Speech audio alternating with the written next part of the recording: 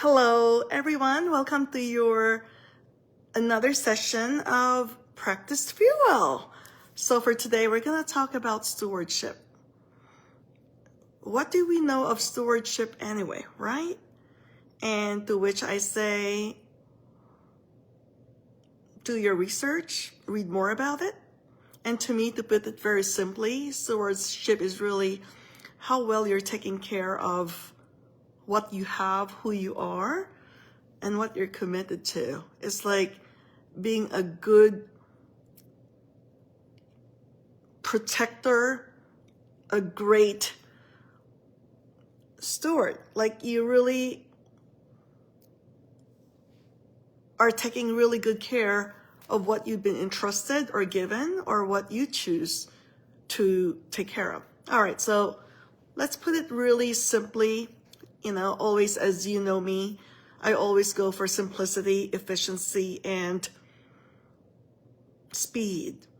You know that? And as we talk about dental practices and dental businesses, it does have a lot of similar foundational and fundamental factors, just like in any other business. So let's talk about stewardship.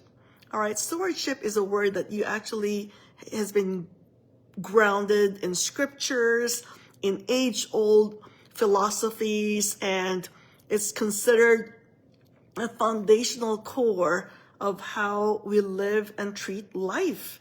And life is business, and business is life. A lot of times it's just intertwined, same swim lane.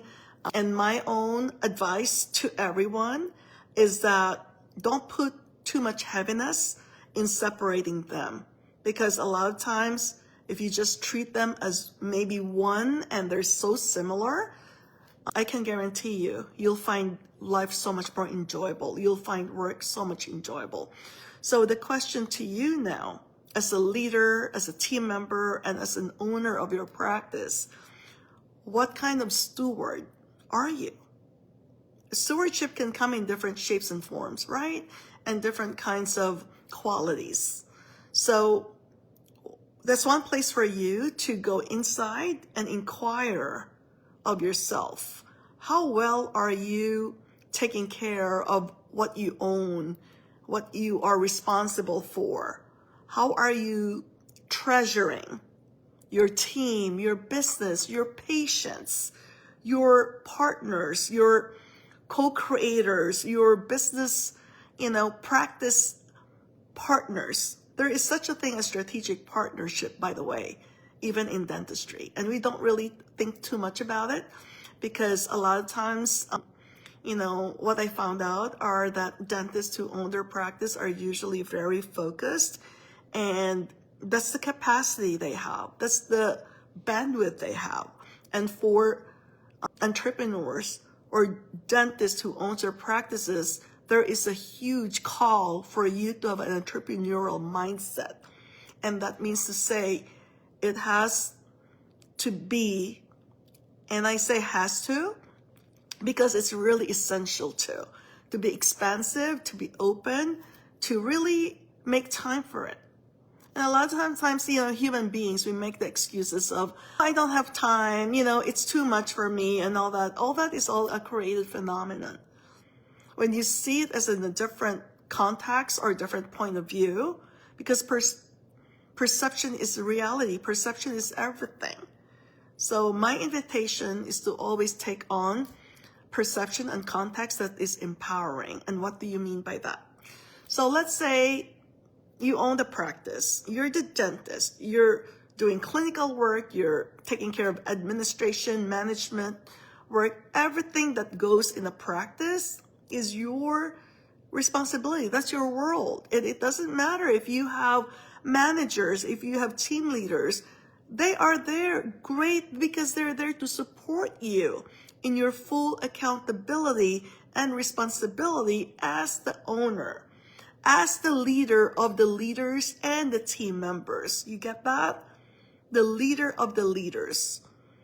And as leader, the top leader, because you own your business, you own your practice. Number one, you own it. Don't delegate it to your business manager, to your office manager. No, you own the responsibility. And then you partner with your manager on how to implement the things that are needed to support her accountability and to support the vision and the goals of the practice. So as you take on stewardship, the question to really ask is, what qualities do you have? And are those qualities a liability or an asset? There's always two things, just like a car. A car is an expense. It is a liability. But how can you make it an asset? You make it an asset by having it function for you as a money-generating accessory. It is a liability if you're just taking it for the ride, if you're just doing something to, and taking care of every opportunities that it can give you. That's a liability. Same with an office, okay? So if you are an office manager, what kind of stewardship, what kind of steward are you with running the business and leading the team? Certain qualities I encourage you to take on. Number one is kindness. Be kind always. Remember, I'm not saying be nice always. No, not nice, but be kind. Okay, that is an absolute value that you want to have. Number two, compassion.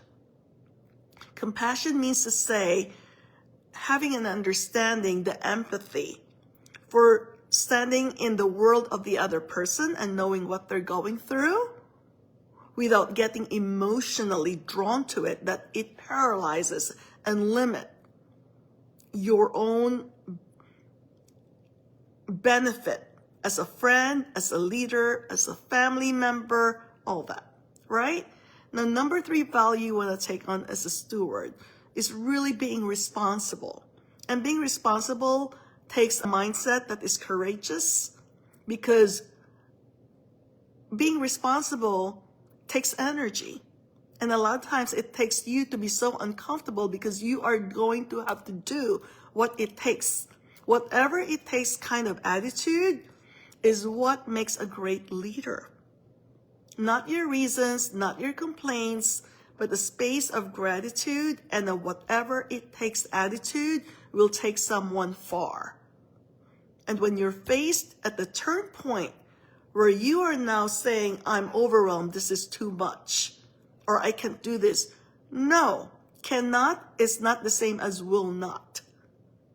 The stewardship that you define yourself to be will also be the level of success that you can be with your business, with your team members, and with your own life. I cannot stress enough, who you are in life is who you are in business.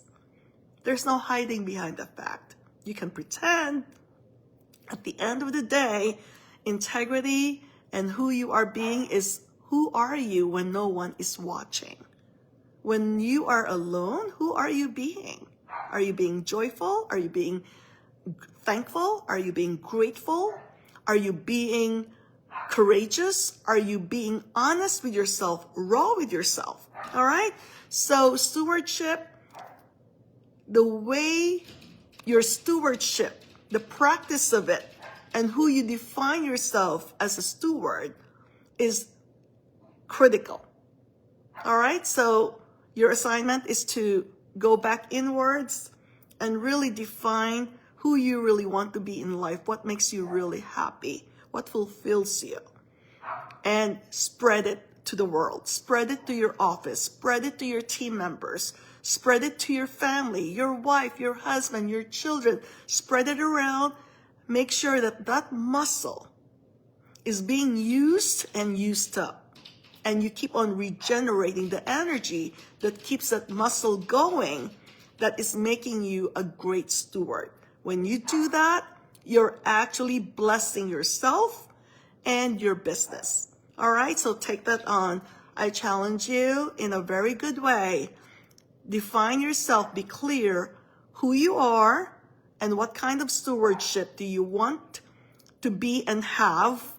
And number 3, work on sharpening the saw of what could make you a great person, a better person, someone who is fulfilling your life purpose.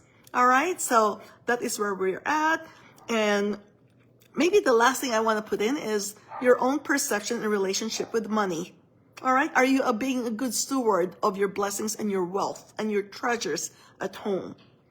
So check on that. Take on the characteristics that will make you be someone that is grateful to have everything and to protect them, take care of them. Children are one of those that you want to be a great steward of. So take care of the children, teach them well, take care of your business, take care of your team. Be a great steward of everyone. Be a great mentor. That is coming inside the part of being a great steward as well. All right? Take that on, and you can share with us where you want to improve on, what you want to have in life, and who you have to be to get all that. And thank you so much for watching. Debbie, I appreciate you. Please feel free to share your thoughts. And when we see each other on Wednesdays, you have my thoughts and my heart and my true, honest, authentic self. So take care, everyone. I love you all. And I send you love and blessings always and always. Till next time.